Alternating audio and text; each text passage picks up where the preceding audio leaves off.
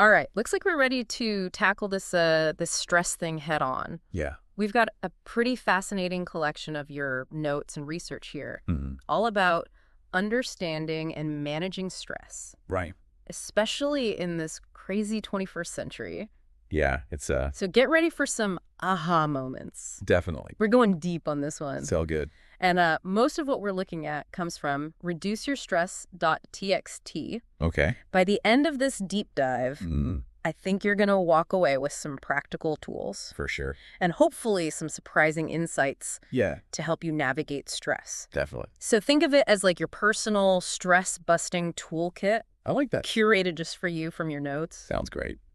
You know, we often think of stress as like this big, bad enemy, Yeah, for sure. but I think it's more nuanced than that, right? It is. It's actually a built-in survival mechanism. Oh, interesting. It's your body's way of adapting to change All right. and keeping you safe. That makes sense. So it's not always a bad thing. Right. It's like that old saying, Yeah. what doesn't kill you makes you stronger. Exactly. But I feel like there's a catch. There is. There's a catch. What is it? And it has everything to do with something called homeostasis. Okay. Think of it like your body's internal balancing act. It's Okay. always trying to keep everything running smoothly. Mm-hmm. Stress is what happens when that balance is disrupted. I see.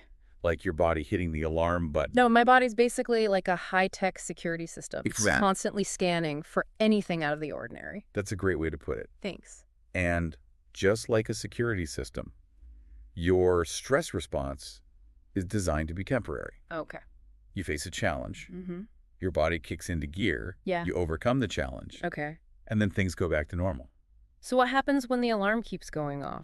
That's a good question. Like when you're dealing with chronic stress? Right. What happens then? That's when things can start to go haywire. Imagine your security system blaring nonstop. Yeah, Eventually, something's going to break. that makes sense. There's actually a fascinating study from the 1940s Oh, really? that illustrates this perfectly. Okay. Researchers were studying cedar trees. Cedar trees. Yeah, and they discovered that small amounts of stress actually helped them grow stronger Interesting. and more resilient. But, Too much stress had the opposite effect. so it's like a dose-response relationship. A Exactly. little bit of stress is good, Right. but a lot of stress is bad. Precisely. Okay, I get it. And it's the same for us. So how do we apply this cedar tree wisdom to our own lives? Well, think about exercise. Okay.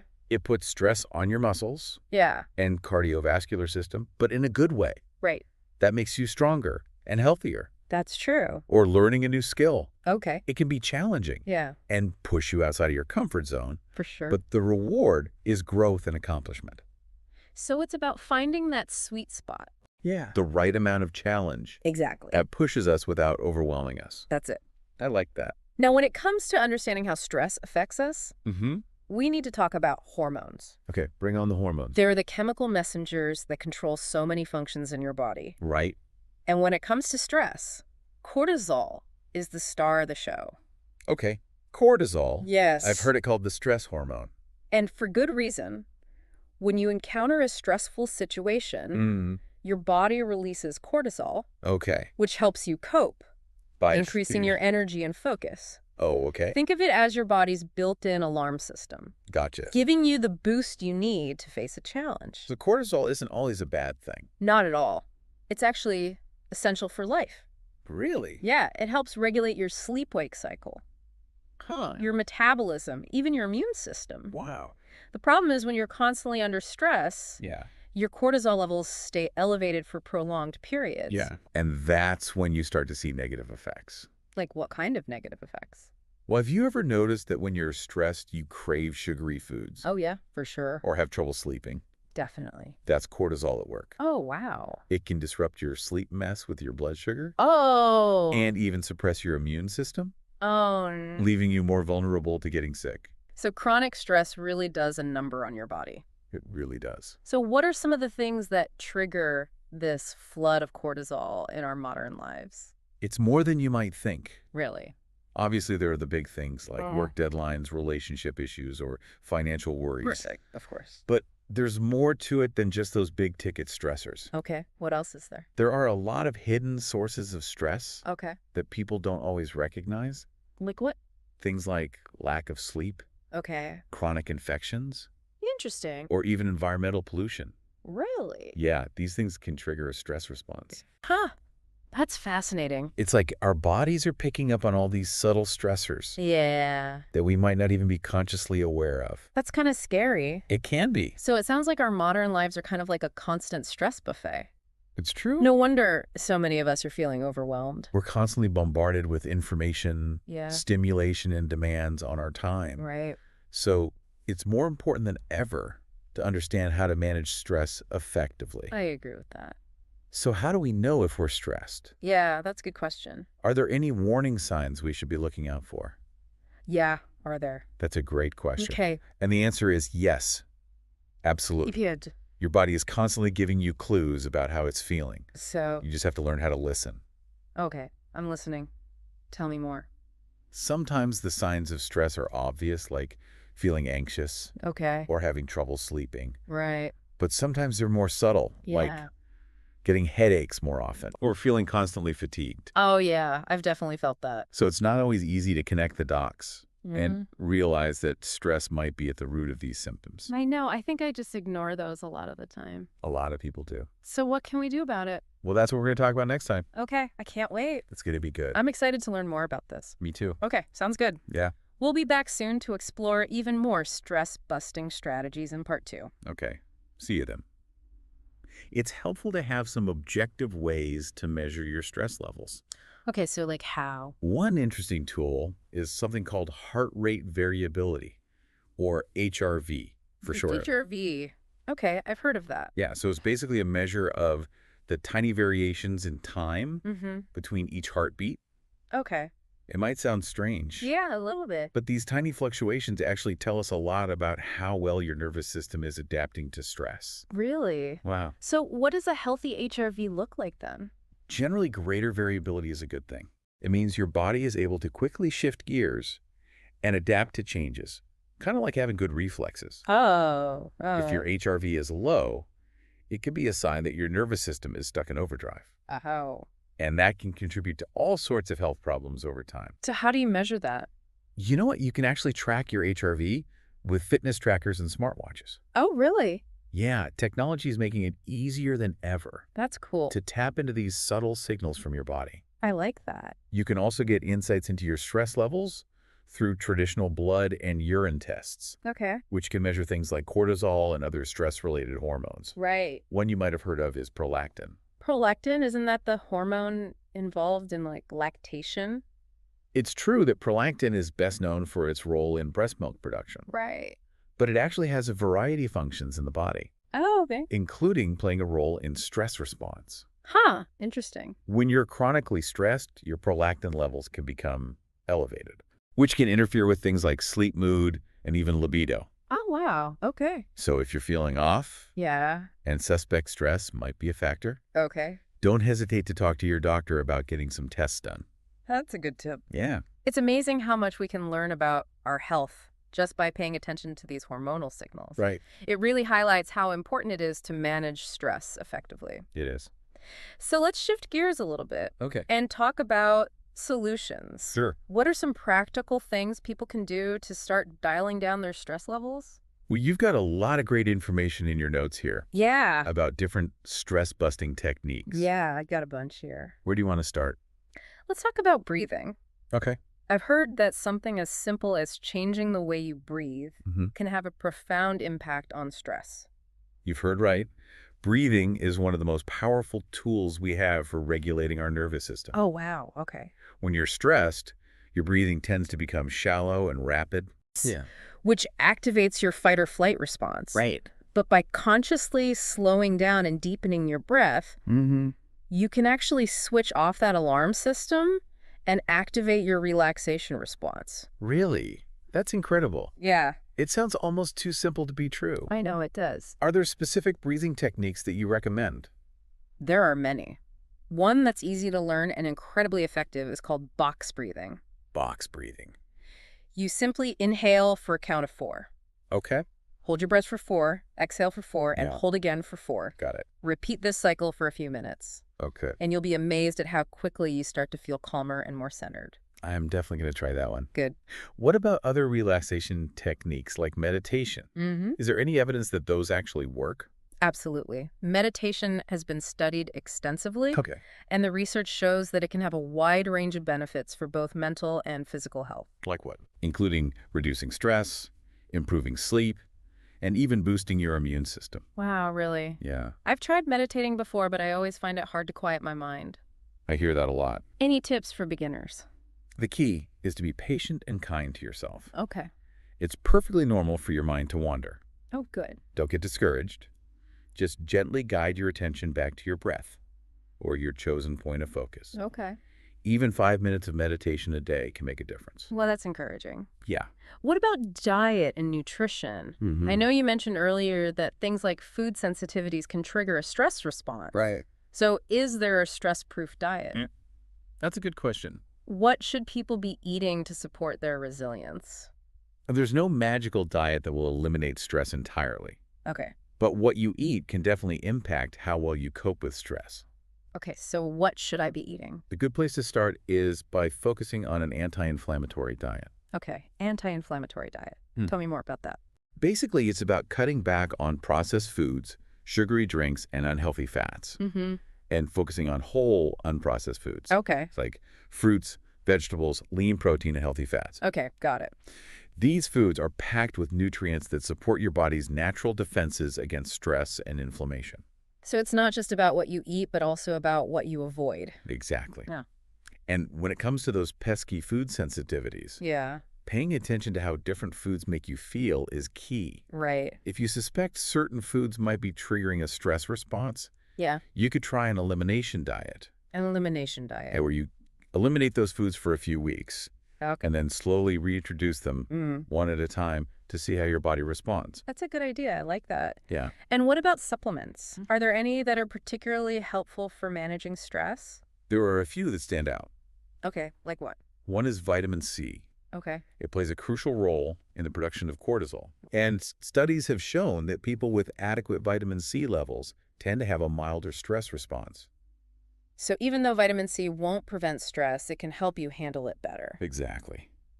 And then there are the B vitamins, Okay. which are crucial for mood regulation and energy production. Right. When you're stressed, your body burns through B vitamins more quickly. Oh. So it's important to make sure you're getting enough. Where can you get B vitamins? Leafy green vegetables, legumes, nuts, and seeds are all good sources. Okay, I'll have to eat more of those.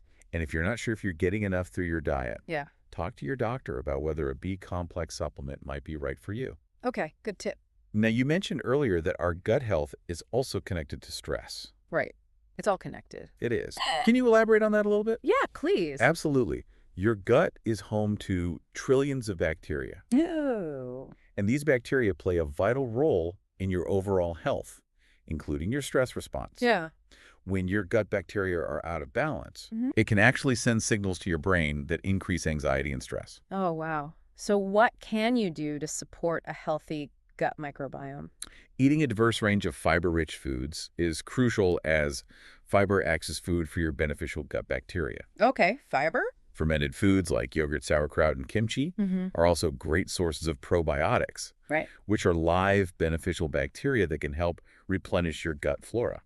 And then there are prebiotics, Yes, which are essentially food for the probiotics. exactly. Yeah. Prebiotics help to nourish and support the growth of beneficial bacteria in your gut. Got it. So what are some good sources of those? Foods like onions, garlic leeks, and asparagus are all good sources of prebiotics. Okay. So it's all about feeding the good guys and starving the bad guys. I like that simple. Right. And when it comes to supplements, probiotics and prebiotics can be helpful for restoring balance to your gut microbiome. That's right. This is all incredibly helpful information. It really highlights how multifaceted stress is and how many different factors can contribute to it. For sure. But it also sounds like there's a lot we can do to take control of our stress levels and build resilience. Absolutely. Yeah. And we've only just scratched the surface. Really? There's so many other lifestyle factors Oh, okay. that can have a profound impact on your ability to handle stress. Like what? Things like getting enough sleep, spending time in nature, and nurturing your social connections can all make a huge difference. Okay, I can see that. This deep dive is already packed with so much valuable information. It is. I'm feeling empowered just thinking about all these tools and strategies. Me too, I know. But we need to pause here. for now. Oh. Don't worry, we'll be back soon Okay. to explore even more stress-busting strategies in the final part of this episode. Okay, I'm excited for that. Welcome back. It's good to be back. We've covered a lot of ground already We have. in this deep dive into stress. For sure. We talked about the science behind it, the hidden sources, and a whole toolkit of practical strategies. Yeah. But there's one crucial piece I think we haven't explored yet. What's that? The power of your mindset. Yes, you can have all the tools and techniques in the world, Mm-hmm. but if you're approaching stress with a negative or defeatist mindset, Yeah. it's going to be an uphill battle. So how do our thoughts and beliefs actually influence our experience of stress? Well, think of it this way. Okay. Two people can experience the exact same stressful event, Right. but they might react to it completely differently based on their mindset. Can you give me an example? Sure. Imagine two people are stuck in traffic. Okay. Classic stressful situation. Right. One person might get incredibly frustrated. Yeah, I can see that. Their blood pressure starts to rise. Mm-hmm. They start honking their horn. Yeah, I hate those people. And they end up arriving at their destination feeling stressed and exhausted. Yeah, I've definitely been that person. The other person, on the other hand, might see it as an opportunity. An opportunity Right? to be stuck in traffic. Yeah, to listen to their favorite podcast, catch up on some phone calls, Oh, or simply enjoy a few moments of peace and quiet. okay. I guess I could see that. So it's not the traffic itself that's causing the stress. Right. It's how each person is choosing to interpret and respond to the situation. Okay, I certain get it. And that's where mindset comes in. Okay. If you have a negative or pessimistic outlook, Mm-hmm. you're more likely to see challenges as threats Yeah. and react with fear, anxiety, and stress. Oh, for sure. I do that. But if you have a more positive and optimistic mindset, Okay. you're more likely to see challenges as opportunities for growth and learning, Okay. and you'll be better equipped to handle them with resilience and grace. So how can we actually shift from a negative mindset to a more positive one? That's the million-dollar question.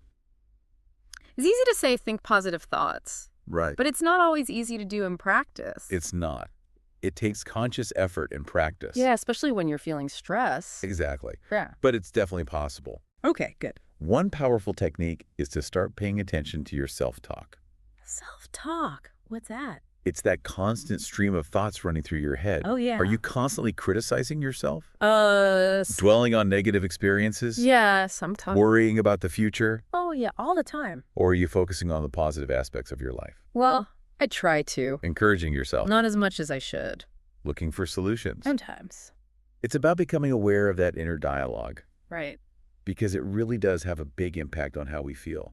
That's true. Your thoughts create your reality. Wow. Okay. If you're constantly telling yourself negative things, you're essentially programming your brain for stress and failure. Oh, I'm definitely guilty of that. But if you start to consciously shift your self-talk to be more positive and encouraging, you can actually rewire your brain for resilience and success. So how do we start to reprogram our brains for positivity? One of the most powerful tools is gratitude. Gratitude. You mean like keeping a gratitude journal? That's one way to do it, but it doesn't have to be formal. Okay. You can simply take a few moments each day Yeah. to reflect on the things you're grateful for. Like what kind of things? It could be as simple as a sunny day, a delicious meal, Okay. a kind word from a friend, or even just the fact that you woke up healthy and breathing today. I like that. It's about shifting your focus to the good things in your life, Exactly. no matter how small they might seem. Right. Gratitude is a powerful antidote to negativity and stress. So it helps to rewire your brain for happiness and resilience. It really does. What are some other ways to cultivate a more positive mindset? I'm ready for more. Well, the people you surround yourself with have a huge impact on your outlook. Oh, that's true. If you're constantly around negative people who are always complaining and gossiping, it's going to drag you down. Yeah, for sure. But if you spend time with people who are positive, uplifting, and supportive, Yeah. it's going to rub off on you. So choose your friends wisely. Exactly. Yeah. And it's not just about friends and family. Oh, what else? Pay attention to the media you're consuming. Mm. If you're constantly bombarding yourself with negative news and social media, it's going to take a toll on your mental and emotional well-being. That's so true. It's easy to get caught up in the 24/7 news cycle and the negativity that seems to be everywhere these days. It is. So make a conscious effort to limit your exposure to negativity. So, like, what should I do instead? Maybe instead of scrolling through social media before bed, Okay. you could read an inspiring book, Listen to uplifting music Yeah. or spend time talking to someone you love. Okay. I like those ideas much better. So cultivate gratitude, Mhm. surround yourself with positive people, and be mindful of the media you're consuming. Got it. What else can we do to shift our mindset? Another powerful technique is called reframing. Reframing. What's that? It's basically about looking at a situation from a different perspective. Okay. Instead of seeing a challenge as a threat, try to see it as an opportunity for growth. Yeah. Instead of focusing on what you lack, focus on what you have. Instead of dwelling on the things you can't control, focus on the things you can. It's like turning lemons into lemonade. That's a great way to put it. Reframing is all about shifting your perspective to find the good in any situation. I like that. It takes practice, but it's a skill that can truly transform your experience of stress. This has been an incredible deep dive. It has. We've explored the science of stress, We did. uncovered hidden sources, Mhm. and assembled a powerful toolkit of strategies Oh, for sure. managing stress and building resilience. Yes. What's the one key takeaway you want listeners to walk away with? Stress is a part of life, but it doesn't have to control your life. You have more power than you think. That's a good one. By understanding how stress affects you and proactively incorporating these strategies into your life, you can build resilience and thrive. Remember, you have the power to choose how you respond to stress. You have the power to cultivate a mindset that supports your well-being. And you have the power to create a life that is filled with joy, purpose, and resilience. What one action will you take today to reduce stress and reclaim your well-being? We're here to cheer you on. Until next time, happy de-stressing.